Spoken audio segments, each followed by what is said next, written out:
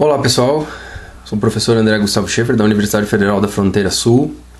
Eu estou fazendo agora uma sequência de, acredito que uns 4 vídeos a respeito de uma atividade de extensão da Universidade Federal da Fronteira Sul, por mim coordenada. Também vou estar ministrando esses cursos sobre o tópico de inteligência artificial na educação básica. E, na verdade, até antes que eu me esqueça, esse vídeo está disponível no meu canal e não tem, vamos dizer assim, um propósito de ser um vídeo especificamente para o público do canal ou para os cursistas, né, professores cursistas, enfim, que vão estar fazendo esse curso. Enfim, vai estar disponível no canal e ele tem esse propósito específico de ser voltado para um curso de extensão, que é ministrado para professores. Por que eu estou falando isso? Porque a gente vai estudar alguns conceitos, algumas ideias da inteligência artificial, e esses vídeos, essa sequência desses 4 vídeos fazem parte do curso. Então, na verdade, eles vão aparecer aqui no canal e não respeitam nenhuma ordem, né, de aprendizado do canal. Nesse sentido, ele fica um pouco bagunçado, vamos dizer assim, né?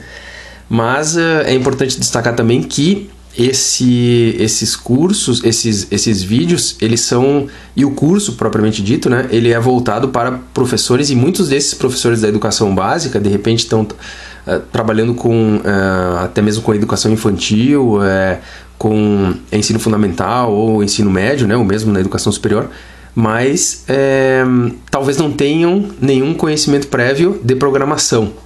Então, nesse sentido, eu vou apresentar então um pouquinho do que vai ser feito nesses vídeos, né, e algumas coisas vão ser passadas rápido demais, de uma maneira sintética, porque não interessariam para aquele momento, para esse momento específico, em função de que o nosso foco é o aprendizado ou a noção da inteligência artificial para professores da educação básica, sendo que o foco é que eles consigam verificar dentro dos seus próprios conteúdos, né, ou que vocês consigam, né, verificar dentro dos seus próprios conteúdos tópicos, assuntos, né, que estejam alinhados com a inteligência artificial e poder, vamos dizer assim, vamos fazer um certo encaminhamento ou uma certa interpretação, ou de repente direcionando algum exercício, criando alguma coisa nova que possa servir para aproximar um pouquinho mais os alunos desses conceitos de inteligência artificial. Então, esse curso, eu vou fazer um esforço muito grande para não deixar os vídeos longos, porque eu tenho reparado que os meus vídeos são bastante longos, né? Esse curso ele vai tratar particularmente, quem já viu o conteúdo programático e o conteúdo de divulgação, né? Ele vai abordar 4 tópicos principais: a inteligência artificial.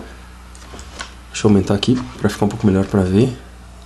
A inteligência artificial, né? História, mercado de trabalho, questões sociais envolvidas, né? Linguagens de programação, ou seja, o que é necessário, enfim, para se criar um programa, né, que deixa, vamos dizer assim, um hardware inteligente. Que mais? Então, o que a gente vai dentro de linguagens de programação, né? A noção, conceitos de abstrato e o concreto, né? Eu acho muito interessante esses assuntos. O analógico e o digital, aqui não está aparecendo, né? Mas não fica mexendo muito, né? Mas o contínuo e o discreto são assuntos que a gente estuda na estatística. Eu acho que isso tem muita relação com o que precisa se aprender, né? Com relação ao que a gente vai tá vendo. A plataforma Arduino, né? A sua arquitetura, ou seja, as suas entradas e suas saídas, né? A gente vai estar usando um componente que é o Light Dependent Resistor, né? O sensor de luminosidade, as protoboards, os botões e os LEDs. Praticamente é só isso. É óbvio que eu tentei deixar o mais simples possível, tanto é que a gente vai estar criando um aparato, depois eu vou falar um pouquinho mais sobre ele, né? Um protótipo de inteligência artificial que usa a lógica do Perceptron, com apenas 2 sensores. Ok? Estruturas de programação, ou seja, variáveis e seus tipos, laços de repetição, testes lógicos, condicionais, valores booleanos, macros, funções, né? Falar sobre o neurônio artificial, o Perceptron, né? E, enfim, dentro desse curso de extensão, a gente vai estar construindo um aparato eletrônico que aprende com neurônio artificial. certo? A gente vai ver no que consiste esse aprendizado. Terceiro tópico, estudo de estruturas computacionais de redes neurais, ou seja, a linguagem Python e o reconhecimento de imagem. A gente vai estar só vendo um exemplo disso daqui. O mais simples eu consegui reduzir ao mínimo possível. Deu um programa assim, em torno de 130 linhas em linguagem Python que utiliza uma rede neural, né? O mais simples possível. Na verdade, refere-se a um vídeo aqui do canal, porém mais simplificado ainda, que é aquele vídeo em que eu coloco o mousepad no canto inferior e ele movimenta um motor de uma maneira mais rápida, né? Uma hélice, né? Mais rápida ou mais lenta, só que extremamente mais fácil ainda do que aquele código que está disponível lá. E, por fim, o grande foco desse curso de extensão, que é o quê? A criação de material didático para o aprendizado de IA. Esse é o grande objetivo, assim, é o que eu espero, né, do professor cursista a respeito desse curso, que ele consiga transpor, né, o que ele está vendo aqui. Olha, esse conteúdo que eu ministro tem uma relação direta com o aprendizado de IA, ou seja, pode facilitar para esse meu aluno um dia se aproximar da inteligência artificial e da matemática que tem por trás disso. Então, a gente fala um pouquinho sobre os escassos materiais existentes livres. Então, algumas coisas da Olimpíada Brasileira de Robótica e um pouco dos escassos materiais existentes comercializados. Eu tive a oportunidade de ver um conteúdo de um livrinho vendido na Holanda que falava sobre robótica para bebês, né? Ou seja, a gente está falando em educação básica, né?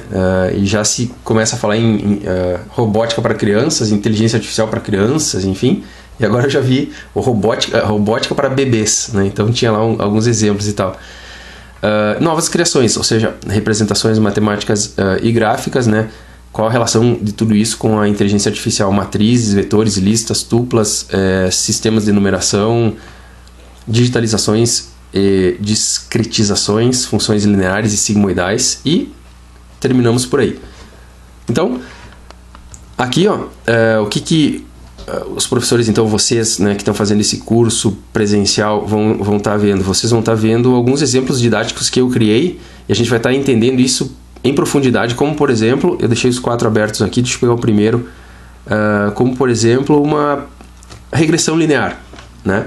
Eu acredito que seja o conceito mais simples de se entender, como que um computador consegue prever, olhar para o passado, ou seja, fazer uma previsão com relação ao futuro através de uma equação de regressão linear, né? Então a gente vai estudar em cima disso o conceito de modelo, que vem a ser um modelo matemático, né? Então a equação linear, ela vai da regressão linear, ela vai nos dar um modelo, ou seja, uma função. E qual a relação disso com a média, né? A média aritmética dos valores? Será a média já não é um modelo matemático, mas ele é um modelo bom ou é um modelo ruim? A gente já está discutindo sobre esse tipo de coisa, né? Qual é o alcance que cada uma dessas coisas tem. A outra coisa que eu preparei aqui também é uma coisa que também eu já deixei disponível no canal, só que eu simplifiquei bastante, né? Uma situação assim bastante didática, uma situação que eu inventei, né?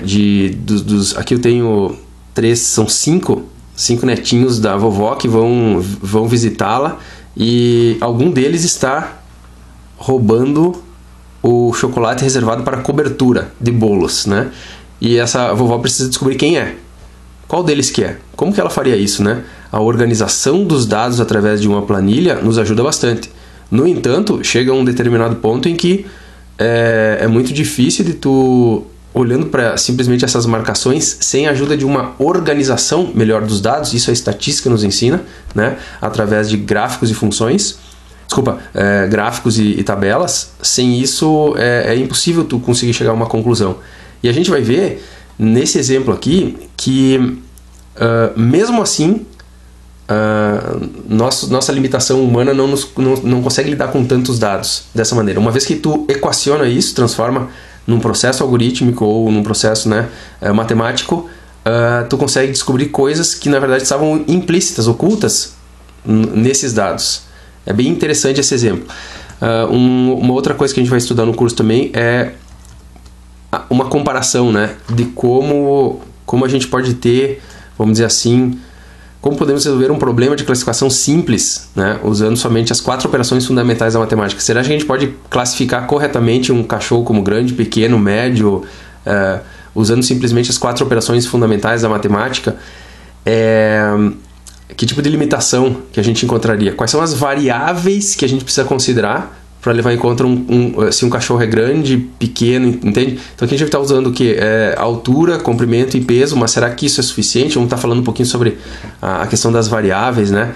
E entra numa coisa que eu acho muito interessante, né? Que é o conceito do que é necessário se considerar. Será que se eu posso considerar todas as variáveis que representam um fenômeno, eu consigo fazer uma previsão precisa a respeito daquilo, né? Isso os matemáticos já se questionavam há muito tempo, é uma questão filosófica, né?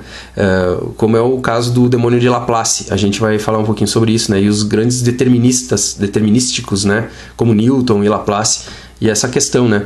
Se isso é possível de ser considerado ou não, certo? O que mais? Planilha de regressão, perceptron, planilha de regressão linear, normalização, e também uma coisa que eu acho bastante interessante, porque os algoritmos de redes neurais, eles sempre levam em conta uma taxa de acerto. E dentro dessa ideia de simplificação, existe um cálculo que é extremamente simples, que é o coeficiente de determinação R2. E é muito legal porque esse conceito que é simples, ele nos dá a mesma coisa, ele nos mostra o quanto esse modelo que foi criado através dessa equação matemática a capacidade de prever que ele tem. Ou seja, se o coeficiente de determinação R2 for 0, a capacidade dele acertar com precisão, dele prever o que vai acontecer, né, em determinado fenômeno de forma matemática é 0. Ele nunca vai acertar. Se ele for igual a 100, significa que ele vai acertar sempre. Então nós temos um coeficiente de determinação R2 que sempre varia entre 0% e 100%. E a gente vai ver como calcula isso. E a importância que existe isso, né, dentro da compreensão de modelos, de previsão, de inteligência artificial. Certo?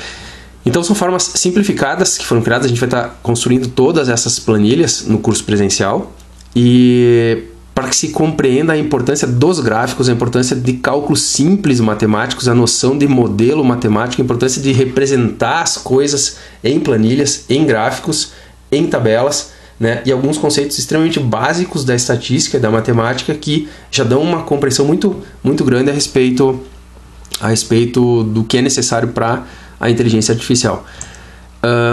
O que mais? Nesse vídeo, que na verdade agora já está com 13 minutos, eu vou dividir, e agora finalizando essa parte introdutória, eu vou dividir o conteúdo então do aprendizado dos 4 vídeos. Na verdade, eles são voltados para a construção do programa, certo? Então, quem não tem nenhum conhecimento de programação vai ter... A gente vai construir todo o programa do zero nas atividades, na primeira ou no segundo encontro, certo? E então, só que é importante que esses 4 vídeos sejam vistos, porque por uma questão óbvia, né? O aluno, o professor, no caso, já vai para o nosso encontro presencial com a dúvida. Então, já é muito mais rápido para a gente conseguir construir o aparato, ou neurônio artificial, enfim, né? Que a gente vai estar fazendo. Vou tirar ele aqui agora, ó. Isso aqui é o que a gente vai fazer. Então, é um neurônio artificial que está implementado na placa Arduino, né?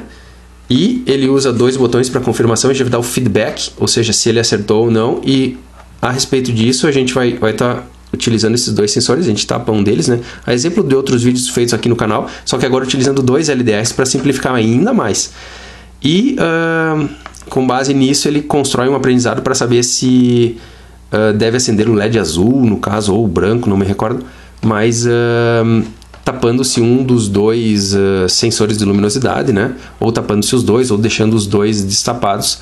E uma equação matemática, né, os pesos dessa equação matemática que vão consistir no aprendizado dele. A partir daí, uma vez que ele aprendeu, ele não erra mais, certo? Então aqui, ó, nesse primeiro vídeo, a gente vai começar com a noção, então, das sessões do programa. O foco desses vídeos que estão sendo disponibilizados aqui no canal são a construção do programa. Todos os outros conteúdos vão ser vistos em encontros presenciais. Então, a gente vai falar nesse primeiro vídeo da sessão Setup, sessão Loop, retorno de valores das funções, parâmetros das funções, escrita de valor na console do Arduino, né? E esse comando de configuração serial.begin, um pouquinho mais adiante. No segundo vídeo a gente vai estar vendo outros conceitos. Acredito que vale a pena falar um pouquinho sobre eles aqui, ó. Atribuição de valores a variáveis, declaração de variáveis inteiras, declaração de variáveis float, double, comando delay e os comentários no código. Terceiro vídeo sobre escrita digital, leitura analógica, incremento de variável. No quarto vídeo a gente vai estar falando então, que é o último, teste condicional C, né? Estrutura C então, C não, aguardando a entrada com o while, né? Um laço de repetição que tranca o processamento, esperando que a gente possa dar o retorno para ele através da leitura de um botão, e as macros. Isso aqui são os conceitos, não tem absolutamente nada a ver com o que se aprende num curso de algoritmos inicial, né? Até porque eu sou professor de disciplina desse tipo, mas ele está completamente voltado à construção do aparato inteligente, né? Que utiliza o Perceptron, o neurônio artificial. Então, nesse caso aqui, é preciso que se compreenda isso, né?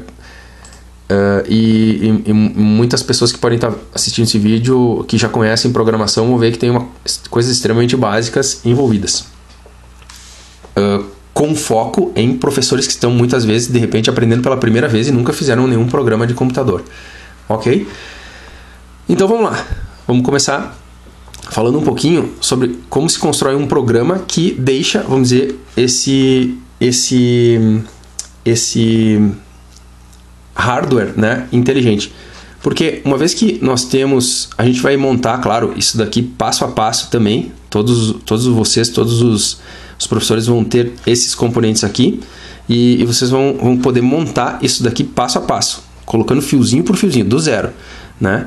Só que assim, ó, uma vez que isso aqui esteja, vamos dizer assim, eu acho que eu vou utilizar uma outra placa Arduino para não confundir. A gente vai fazer a apresentação desses conceitos com uma placa do zero. Deixa eu pegar uma plaquinha que eu tenho sobrando aqui.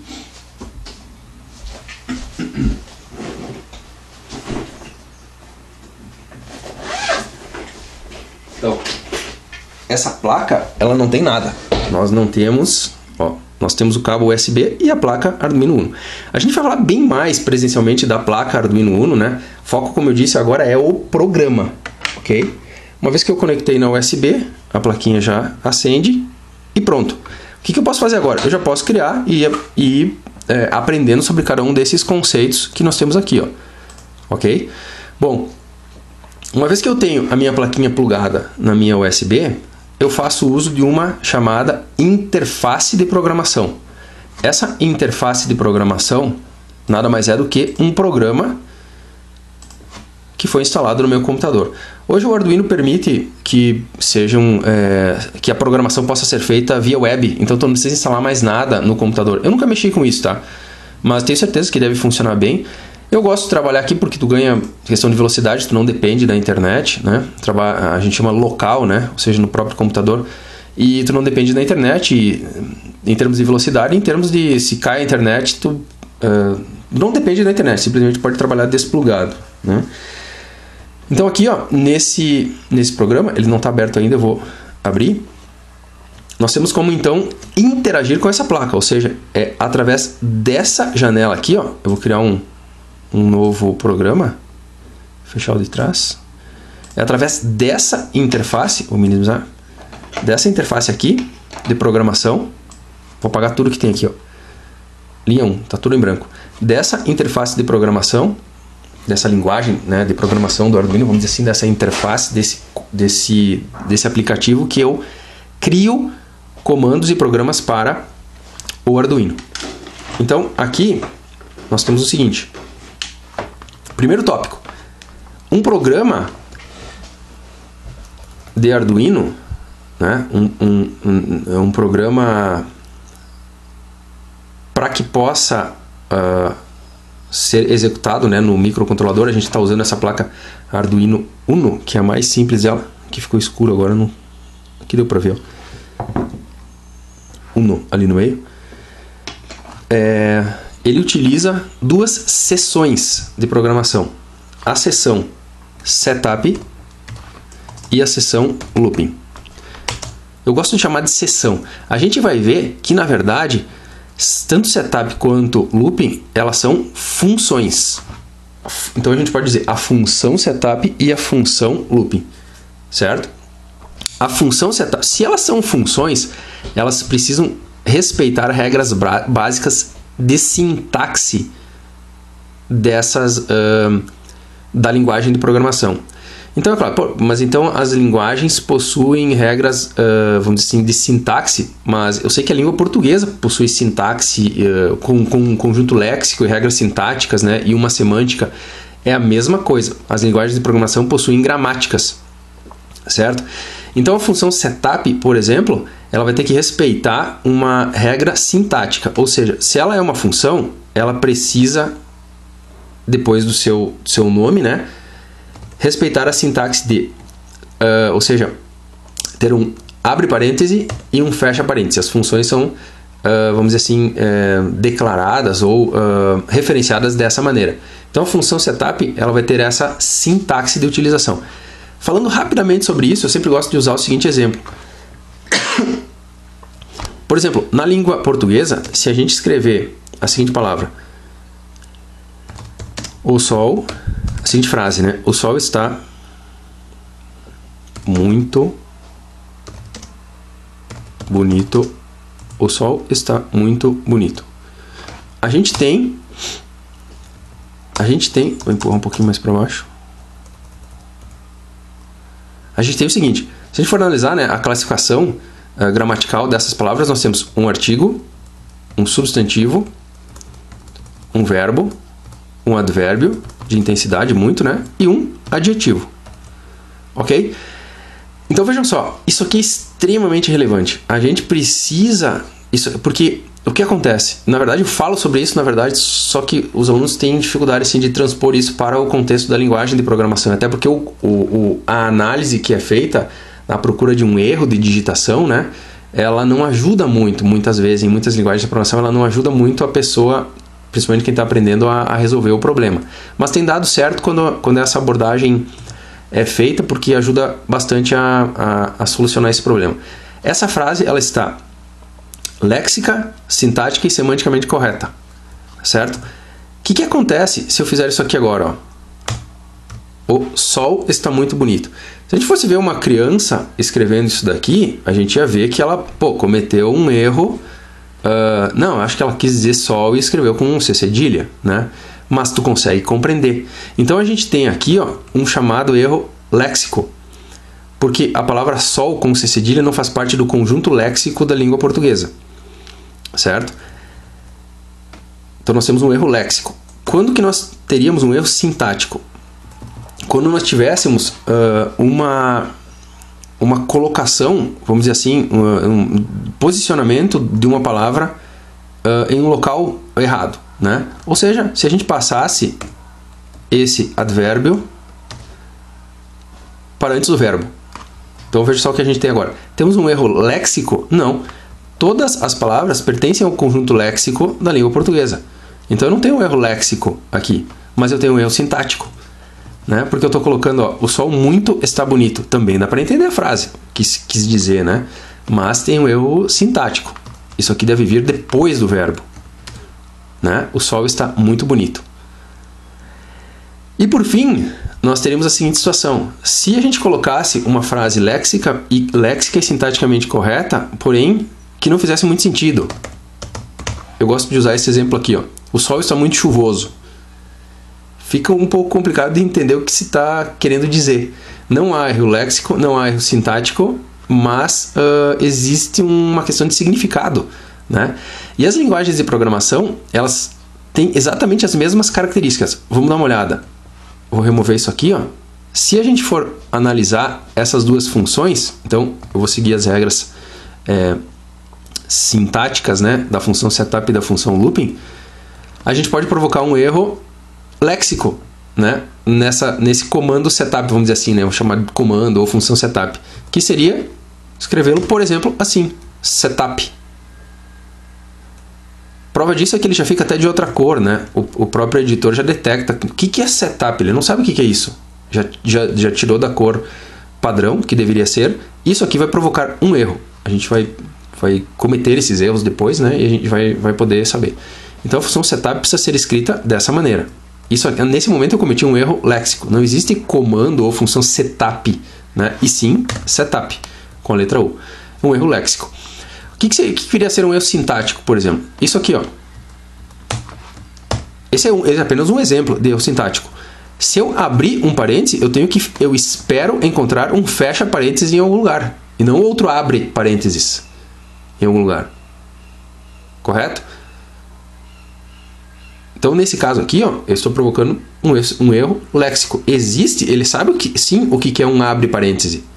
Mas eu não posso ter um abre parêntese, nesse caso aqui, sem ter encontrado um fecha parênteses correspondente. Então esse é apenas um exemplo de erro sintático, né? E um erro semântico é um pouco mais difícil de reproduzir, a gente teria que conhecer alguns conceitos antes. Eu gosto de usar o exemplo de detecção de números primos quando tu faz o mesmo uso da variável que está controlando o laço, né? Como para outra função. Ela deveria estar reservada para controlar o laço, está sendo usada para outra coisa. Então não vai dar erro nenhum de verificação nem nada. E, na verdade, trata-se de um erro semântico. São os piores que tem para descobrir, né? Ok? Então, as funções, enfim, os comandos, o código digitado, o texto digitado, ele segue regras léxicas, sintáticas e semânticas. Por isso, a gente precisa escrever isso da seguinte maneira. Já vou explicar por quê. Void setup. Eu tenho agora, respeitando a regra sintática, né? Void looping. E pronto. Então, nesse caso aqui, ó, vamos falar de um por um. Primeiro, se trata-se de uma função setup, as funções elas precisam respeitar o seguinte: elas podem ou não receber parâmetros de configuração. Já vou explicar o que significa isso. E podem ou não devolver valores. As funções também, ou as seções, enfim, né, os códigos, a exemplo de outras estruturas, as funções, elas iniciam, ou seja, eu estou usando um abre-chaves para iniciar a função, e isso aqui, o fecha-chaves, significa que ela está terminando aqui. Nesse momento, portanto, essa função setup não faz absolutamente nada, porque não tem nada escrito entre o início e o fim dela. Essa função não recebe nenhum parâmetro, porque eu não tenho nada entre parênteses na chamada da função. E ela não devolve na declaração da função, né? E ela não devolve nenhum valor. Ela poderia devolver um valor inteiro, devolver um tipo de dado qualquer, um valor real, etc. Nesse caso, ela está devolvendo nulo, void, nada. Agora, o que eu sempre gosto de falar também é o seguinte: por que esse símbolo? Ora, porque quem criou a linguagem de programação escolheu esse símbolo para determinar o início de bloco, ou início da função. Ok? Poderia ser qualquer outra coisa. Existem muitas linguagens de programação que utilizam início e fim. Mas nessa linguagem de programação, né, ela é derivada ou baseada na linguagem de programação C, utilizou-se o início de bloco e o fim de bloco. Também são utilizados na linguagem de programação C. É só isso que a gente precisa saber. Então, nesse momento, a função setup não devolve nada, não recebe nada, ok? E a função looping, a mesma coisa. Agora, como que a gente pode entender isso? Eu sempre gosto de usar o exemplo da pizza. Se nós tivéssemos uma função pizza, vamos por aqui, ó, pizza, e a gente quisesse, vamos dizer assim, que parâmetros, quando a gente faz uma ligação lá para um telepizza, o que a gente passa como parâmetros para que eles saibam o que a gente precisa, vamos dizer assim, precisa para fazer a pizza, né, que a gente quer encomendar. Sei lá, existem vários, podem pensar em vários, mas tamanho, tamanho é um parâmetro, sabor 1, sabor 2, sei lá, 3, né? Sabor 3, e assim por diante. Se tem borda, se não é, o parâmetro importante que eu preciso passar é o endereço. Não adianta ele fazer a pizza e não saber onde tem que entregar, né? Talvez o nome, talvez o telefone, enfim, de quem está solicitando. E o que é devolvido da função pizza? Ora, é devolvido, entregue, ou seja, essa função passa por um processamento, algoritmo, alguém faz, etc. E é devolvido uma pizza, né? Isso aqui seria um tipo de dado a ser devolvido. A gente poderia chamar isso aqui de função pizza, por exemplo, só para diferenciar uma coisa da outra, mas é devolvido uma pizza. É o produto do processamento da função, certo? Então, no nosso caso aqui, ó, a gente tem a mesma estrutura. A função setup simplesmente cumpre regras sintáticas, por isso que ela fica aqui. Ela não recebe nada e também não devolve nada como parâmetro. Ok? Então, igualmente válido para a função loop. Beleza, estamos com 30 minutos já de vídeo. Já falamos sobre sessão setup, sessão looping, retorno de valores das funções, né? Parâmetros para as funções. Vamos fazer a primeira coisa agora, ó. Escrita de um valor na console do Arduino. Existe um termo muito popular que é o chamado Hello World, que é a primeira coisa que se faz quando se está aprendendo uma linguagem de programação é escrever oi mundo, né?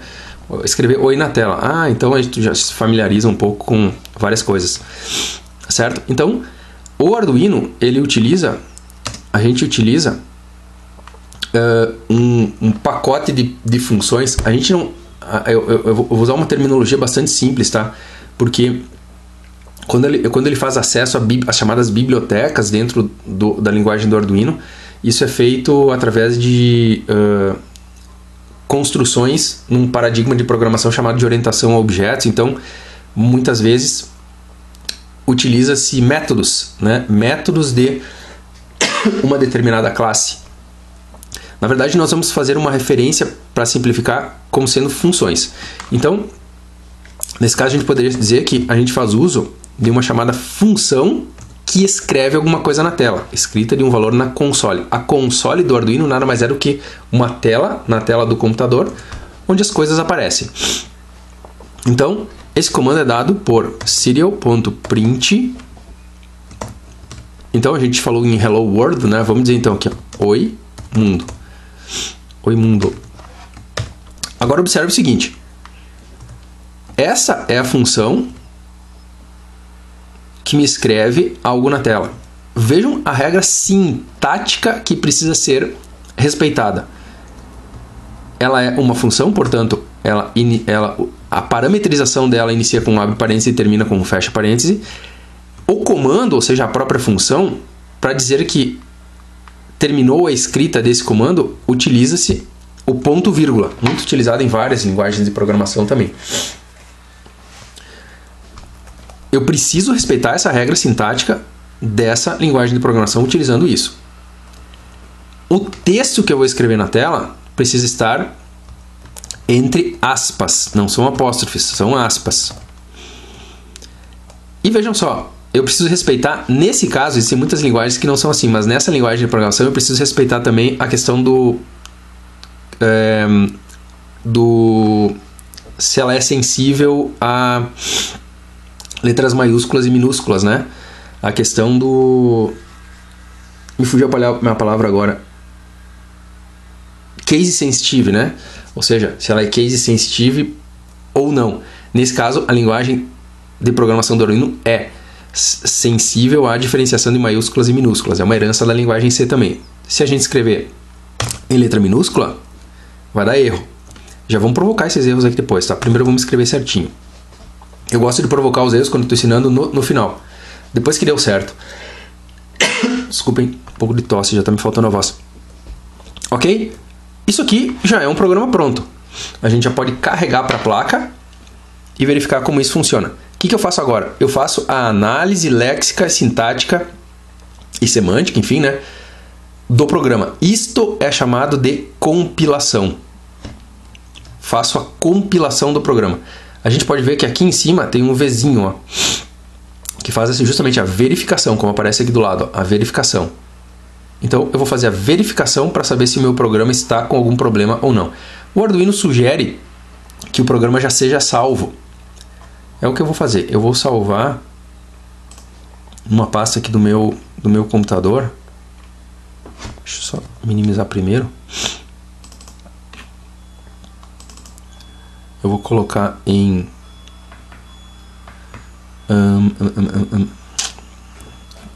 Perceptron de 2 LDRs. Vou criar vídeos. Vou chamar de vídeos o nome desse programa. Ele está compilando o sketch. Ele mostra aqui embaixo, ó, compilando o sketch. E já vai me dizer se tem erro ou se não tem. Geralmente não costuma demorar tanto não, tá? Compilação terminada.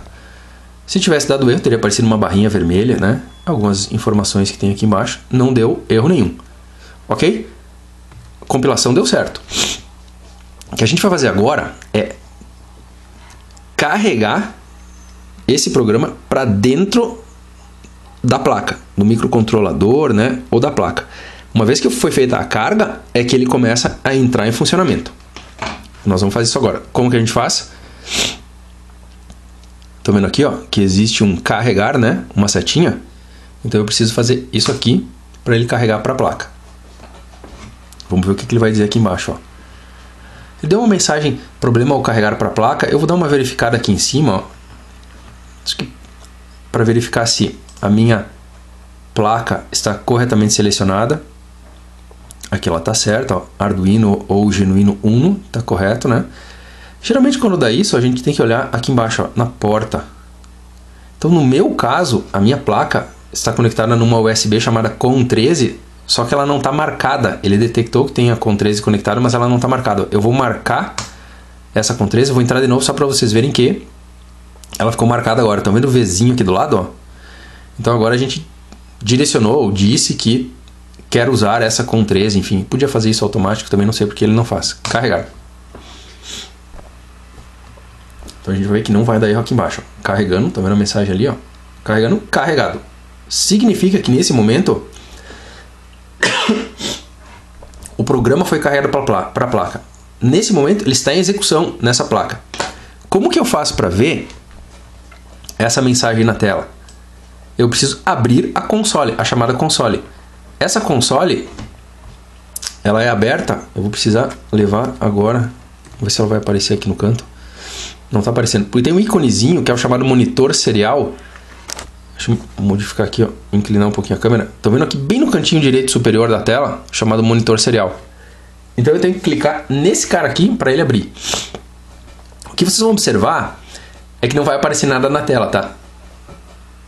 Eu vou clicar no monitor serial e olha só, olha o que está aparecendo lá na COM13. O computador está procurando lá na porta COM, na USB COM13, para verificar se tem alguma coisa para ser exibida na tela. Mas a gente não mandou uma mensagem para ele aparecer assim, ó, Oi Mundo, nesse vídeo, né? Por que não apareceu? É o que a gente vai ver agora, ó. Na verdade, tem uma única coisinha a mais para ser feita quando a gente precisa utilizar a console. Certo? Por isso que não está aparecendo nada aqui, ó. Eu vou fechar de novo a console, vou voltar para o meu programa e vou dizer o seguinte, ó. Para que eu possa utilizar a console, eu preciso dizer com qual velocidade eu preciso fazer a configuração, a abertura, vamos dizer assim, dessa porta USB, dessa porta serial USB, e dizer em qual velocidade que a minha placa vai conversar com o meu notebook.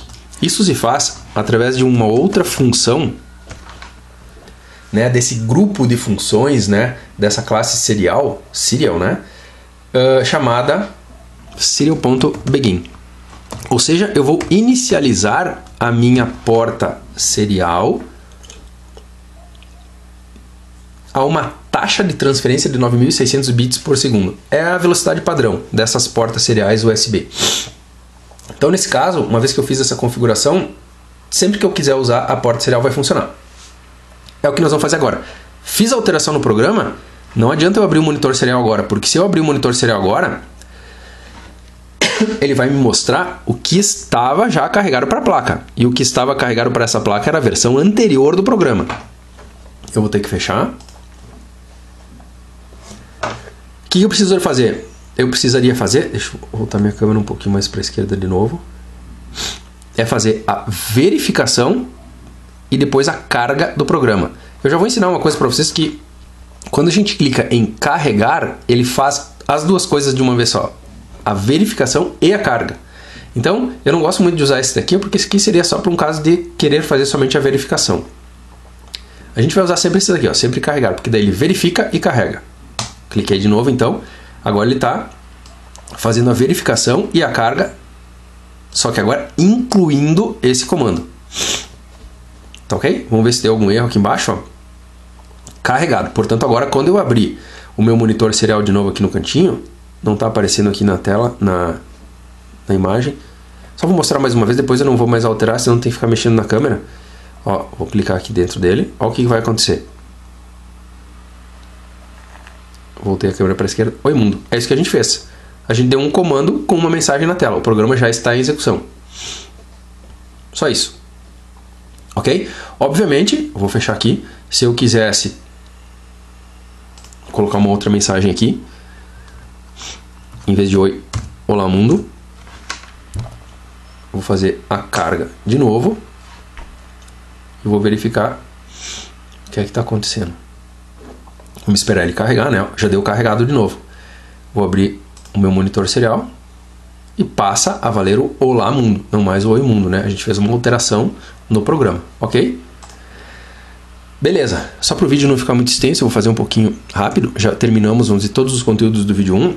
Agora eu quero provocar alguns problemas. Primeiro deles, se lembra do serial com letra minúscula? Vamos compilar e tentar carregar para ver o que acontece. Mensagem de erro, ó. Ele já me sinalizou essa linha em rosa. Serial was not declared in this scope. Ou seja, serial escrito com S minúsculo não foi declarado nesse escopo. Vamos dizer assim, ele não sabe o que é isso. Ok? Vamos corrigir. O que mais que daria problema? Esqueci um ponto vírgula. Vou compilar de novo para ver. Podia ter tentado carregar também, tá? Já deu uma mensagem. Olha que interessante, ele deu uma mensagem na linha de baixo. Então muitas vezes a gente perde muito tempo olhando para a linha de baixo, quando na verdade o problema foi na linha de cima. Vamos ver a mensagem que ele deu. Era esperado um ponto vírgula, expected, né? Ponto vírgula, before serial. Antes dessa palavra serial aqui embaixo.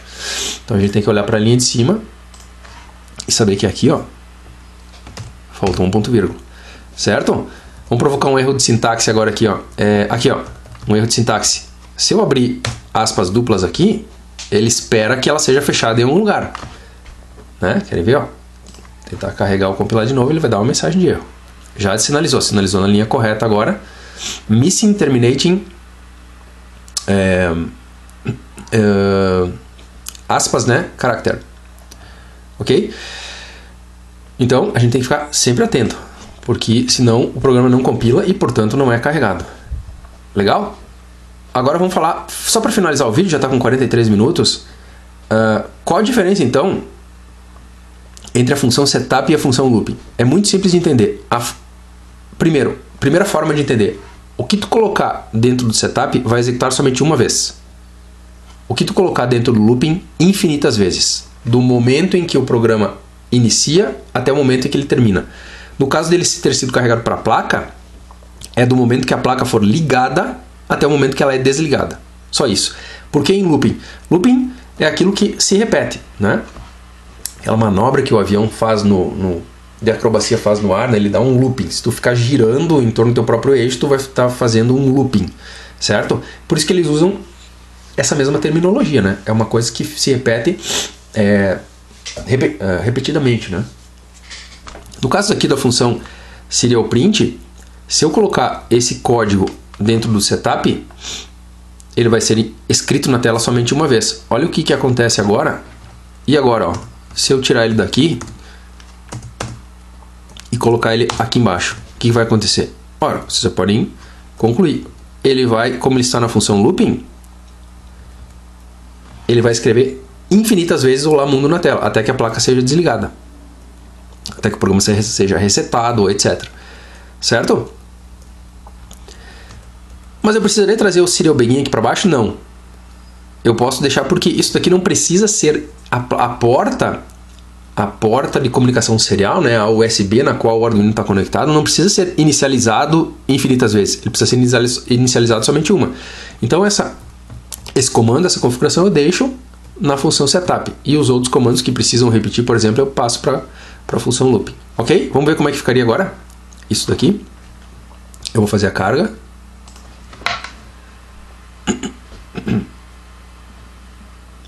Carregando, né? Carregado. Eu vou abrir o programa. Olha o que acontece. Na verdade, a gente não consegue nem visualizar muito bem o que está acontecendo, mas ele está colocando olá mundo, olá mundo, olá mundo, olá mundo, olá mundo. Ok? Uma palavrinha ao lado, à direita da outra. Vai ficar fazendo isso até que a placa desligue. Então, só para colocar mais um conceito, se a gente quisesse que, em vez de ele escrever olá mundo, uma coisa ao lado da outra, a gente poderia dizer para escrever uma palavrinha, uma frase abaixo da outra. Nesse caso, em vez de usar o comando ou a função print, a gente vai usar o ln. O ln nada mais faz do que uma linha nova, é a abreviatura de line no final, né?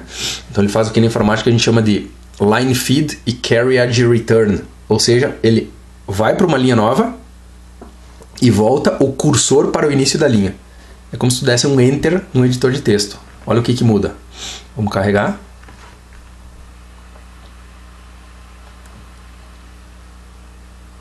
Carregando, carregado. Então, como esperado, ó, vou abrir o monitor serial aqui no cantinho. Olá mundo, olá mundo, olá mundo. Ele está escrevendo olá mundo, ó, rapidamente, várias vezes, né? Uma palavrinha embaixo da outra. Já escreveu aqui 10.000 vezes. O processamento é bem rápido. Ok? Vou fechar. O vídeo já está com 46 minutos, 47 minutos. A gente abordou todos esses tópicos aqui. Espero que tenha dado para compreender o que vem a ser. E no segundo vídeo a gente vai ver algumas outras coisas que são necessárias para compreender como o Perceptron funciona. Muito obrigado pela atenção e lembrando que esse curso, né, eu tenho previsto que tenha cerca de pelo menos umas 12 horas de atividades à distância, né? Então esses vídeos eles fazem parte dessas atividades à distância disponibilizados aqui no canal e que vocês devem estar acompanhando. Se vocês quiserem rever o vídeo, obviamente vocês podem, né? Algum conceito que não ficou muito claro, podem escrever para mim no canal, vocês têm o meu e-mail também, podem escrever por e-mail porque isso faz parte da nosso formato, né, de atividade à distância. Tá ok? Muito obrigado e até o próximo vídeo.